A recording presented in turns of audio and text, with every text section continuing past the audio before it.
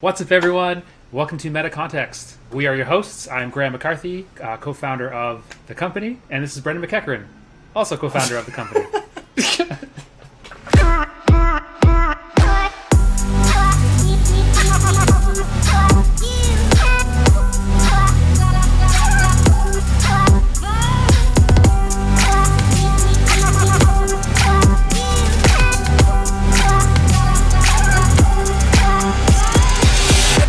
What's up, everyone? Welcome to the show. This is Graham McCarthy, co-founder of Soapbox, with my co-host Brennan McEachran, also co-founder of Soapbox, and this is Metacontext. And for those just tuning in, Graham is the CTO, but I bullied him into doing the intro.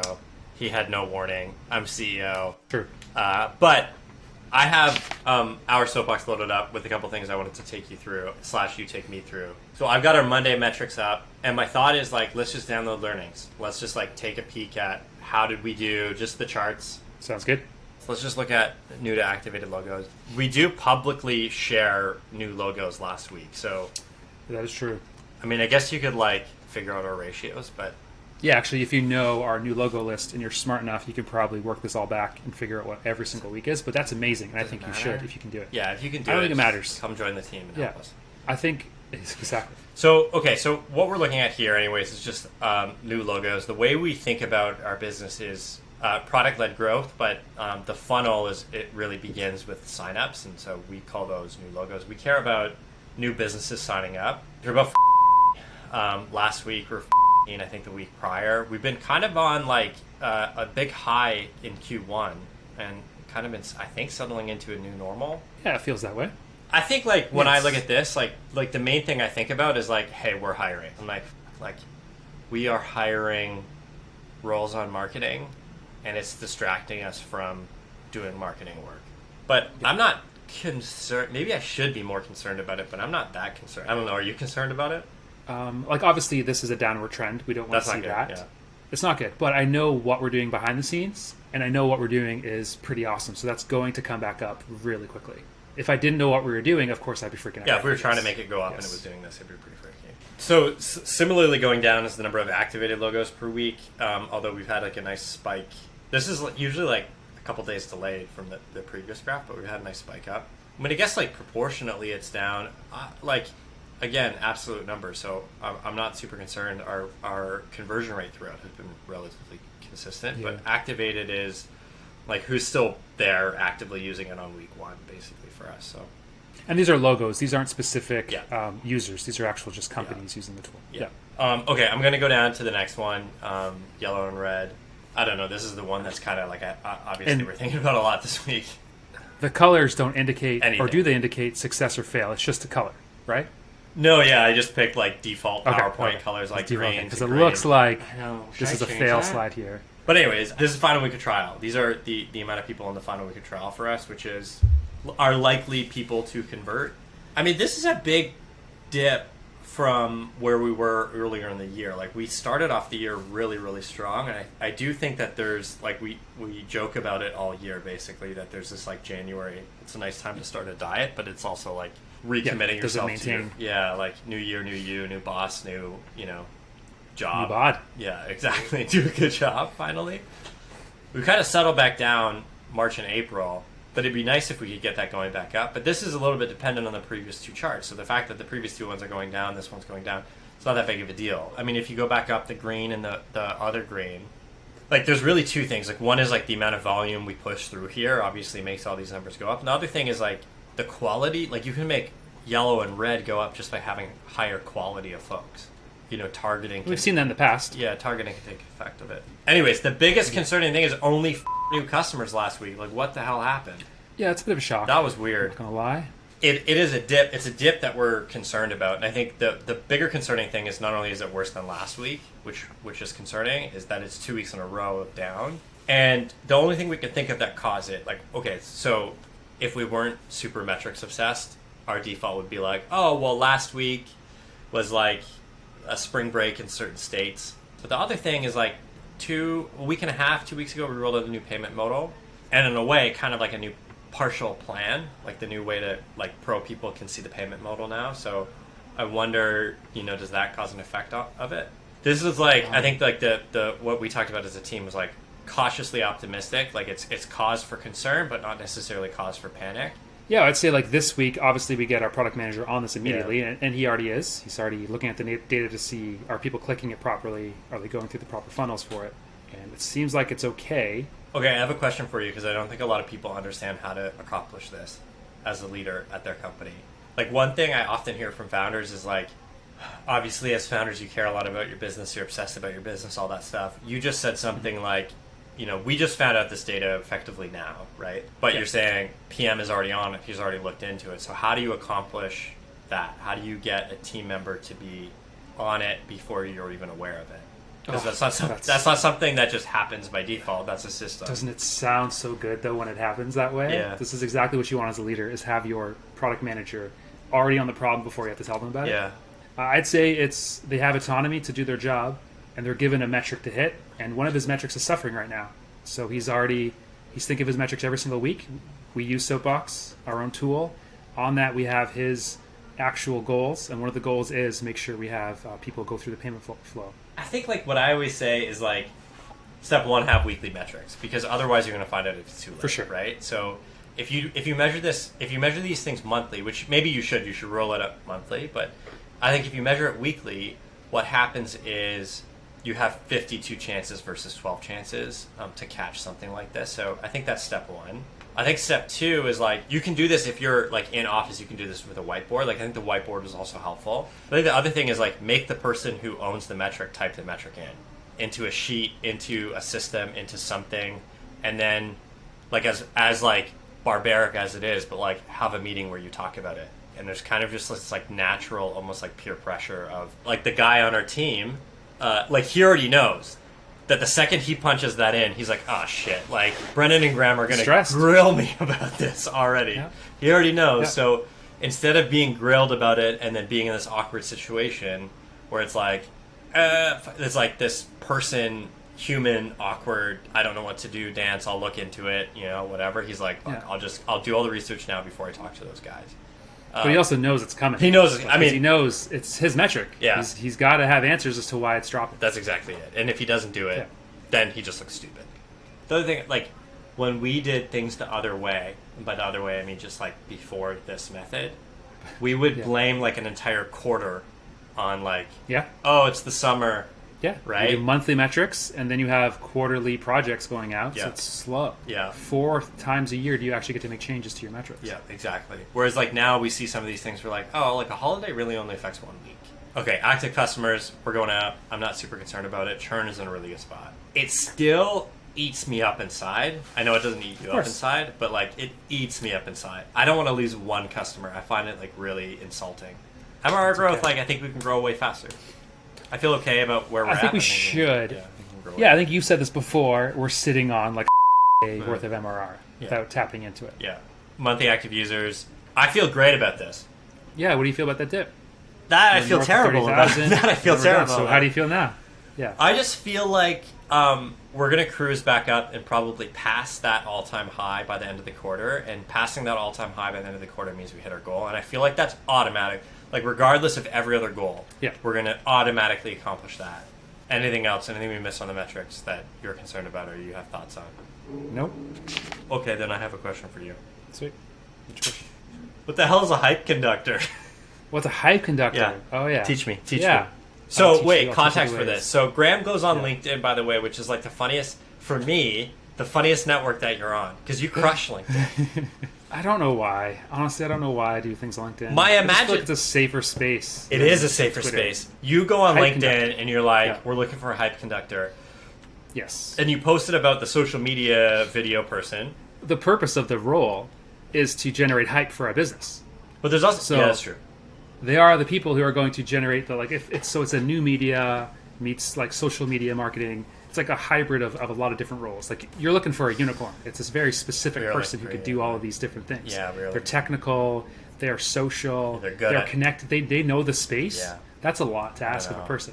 I think like the thing is like, you know, what I've been talking about with him is like, what's coachable in this role? Like, this is like, we want someone who's like great at editing, who's great at motion graphics, who can create product teasers, who can create shows like this, but then who can also generate some of that hype on LinkedIn, generate some of that hype on YouTube, generate some of that hype on Twitter. Yeah. So then how I see the role was basically they're generating hype for our business. So they are amplifying things that the rest of the team is creating, whether the content marketing is happening or even product marketing is happening as well. They're just taking that and just hyping it up across all the different channels. And then why conductor? Hype conductor. Speaking of people and the resumes and applying for jobs, you also posted a pretty sweet set of tweets about the resume screening. So you basically highlighted a whole bunch of different skills of what you look for when a person's applying for a job. Want to know why I did that? I don't think I ever told you why I did that. No. So I started with a live thread because I was like, well, I now have 87 resumes to go through. I haven't gone through any of them. Today is my day to get through them. Like, you've screened resumes. It's not fun. It's not fun at all. The issue is, like, I was like, I got to hold myself accountable, right? So I was like, okay, let me start this. And I was like, all right, let me get some of these tips out here, and then that will be, like, my variable reward. Like, as I go through, like, 3 or 4 or 5, as I see something, okay, if I was to coach someone how to do this a better job, like, don't do that or do this or whatever, and then that gave me a little, like, I don't know how to pronounce it, Pomodoro timer, like 20 minutes screening and, like, 5 minutes break. I'm reviewing your tweet storm right now because I like to be fair, I liked your condensed version better. Way better. Obviously, here's the learnings. Yeah, at the end. way better. Yeah, but like I love the way you started it. The advice is free. Evaluate at the cost you acquired it. It's just such a good way to kick off. Like here's a thought. Here's Brennan's thoughts. Here's a thought. If you disagree with me, as they happen. And so you go through the who, the method, the A method of hiring. Yeah, I think this is the thing that like people going through. People who are being hired don't necessarily, until you're at the executive level, you don't really know the process for being hired. So read the book Who, and if you read the book Who, I guarantee you to make 20 grand more a year. Read the book Who, the A method for hiring, basically reverse engineer it, and you're going to make 20 grand more a year. In fact, if you're interviewing for Brennan specifically, read that book. Read this tweet storm, and you will be hired basically immediately. You're going to make it through the resume screen, and then you're going to make it through. I mean, ultimately, like the whole process is set up so that you're not selling me anything. You're not convincing me of anything. The whole process is set up for, like, I've defined a role I need. I'm looking for someone who is a good fit for that, as defined by can achieve those objectives or meet those objectives and wants to. The issue with the resume screen is I'm looking at 87 people and I'm exhausted by the end of it. Everyone's pitch deck is the same. Everyone's pitch deck. Here's the problem. Is boring. Here's our solution. It's boring. Yeah. You can deviate, I think, a bit from the form to be exciting, but you can't deviate so much that you're completely different that they can't compare you. Like, you have to have a mental model in your head as to who the person is. Here's where their information is on a resume. So to give you an example, I got one resume in my last round of hiring. Yeah. And it was a presentation style. You talked about VC decks. So that's right. Yeah. Yeah. A presentation style where the person basically made me a pitch deck for why they're good for the role. It's for product, yeah. And like, I love the creativity of this, and it shows that they're outside the box thinkers. But then I didn't know what was your past job, what was your past education. Are you working right now? Are you unemployed? Did you just screen them out? I had no idea what your actual skill were. I screened them out because I had so many other candidates that were actually in my format. I'm like, I just can't. I don't have time to deal with this different type of, I guess, resume or this different type of person. So I had one like that. The resume was in the design of a Google search result. So it's as if the resume looked like I Googled for the role, which was customer support specialist. Okay. So you Google for customer support, and it looked like a screenshot of that, except the search results were things that this person wrote and was like, relative to the did they have a sponsored ad section? No, but they did have a knowledge area, like an about me knowledge box or whatever. Yeah. And then they did have a typo correction, like did you mean, but it was did you mean the person's name. It was pretty cute. Okay. That's kind of funny. That's pretty cool. It was pretty cool. The first time I saw it, I thought our applicant tracking system broke and accidentally Googled it, and I moved on. And the only reason, I spent 5 seconds like, what the fuck is this? And I moved on. And it was only because someone else on our team was like, this is the coolest resume I ever saw. Oh, interesting. Then I went back to it. I was like, oh, this is a resume. Like, I didn't even think about it. But it was in color. It was a unique format. But I also understand what they were trying to accomplish with that, which was they were doing a little bit of jazz hands to, I think, wave away certain like metadata attributes you would put on that like without revealing too much, but like there were date gaps and it's they creative. were But so I let them through. I did let them through. Okay. Actually, the person who my presentation was similar. That's the reason. The reason was the jazz hands, to hide that the fact they didn't have a lot of experience in the role. That's like an interesting thing. I wonder, are there jazz hands things that I do with the pitch deck? Yes, probably. Sure there are. It's got to be jazz hands. All right, we have 10 minutes left, and then I got to go. My question for you this week is just simple. Like, what the hell is this podcast? Why are we doing it? We've been doing this for like 10, 11 years. We've been together working on a business, and we're in like kind of a pivot point where we're changing how we build, what we build, who we build for. So it's kind of like a full reset and a rebirth of ourselves doing this with a bit of experience backing us up. So from my perspective, it is when we were doing this the first time, there wasn't a lot of podcasts out there that we could actually go to get information on like how you run a business. How do you really run a business? Because there's tons of people saying like, here's all my glamour metrics, here's us crushing it. And so we are the early day people of this company, rebuilding it from scratch, building something actually really exciting, and we think it's going to go somewhere. But we're going to show you the whole process, every single step of the way there, and give you as open of metrics as we can. Unless, what do you think, Brennan? Why are we doing this? One is like, this is effectively company number 2 for us. So I think we start with that. I think one of the things I admired in company number 1 was when people were open in building, right? And it's like, man, I wish we could do that. I don't know why I would ever say that as like founder and CEO, like, I wish we could.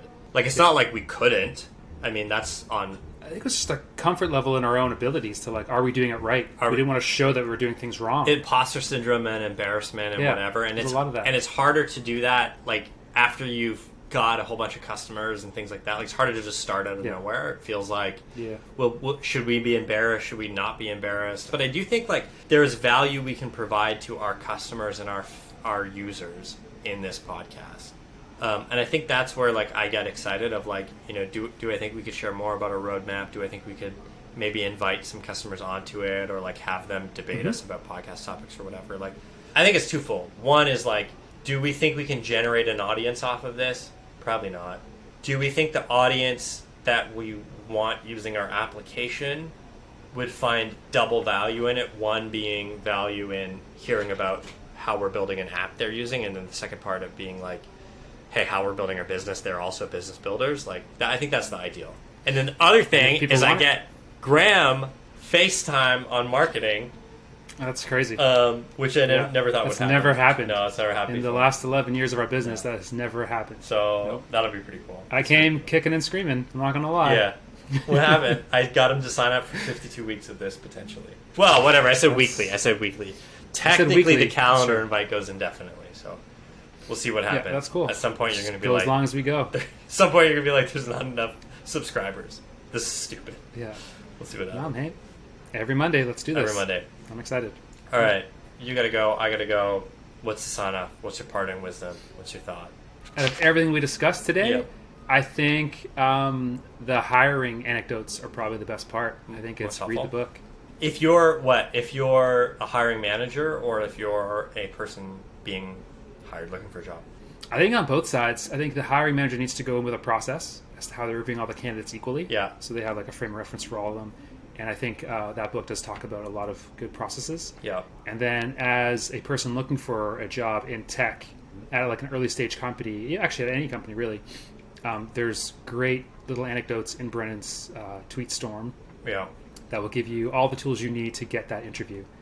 If you align yourself to the goals and mission of the company, you are likely to get far into the process. Right. And good process gives you superpowers. Like, a good process gives you the top candidate with like 2 or 3 backup candidates who are probably just as good. So when it comes time to negotiate with this person, you don't settle. You're like, well, if we don't hire this person, if they don't agree to our terms, that's okay. We can move on. Mm-hmm. Agreed.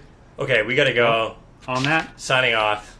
This has been episode 1 of Metacontext. Metacontext. Cheers, buddy.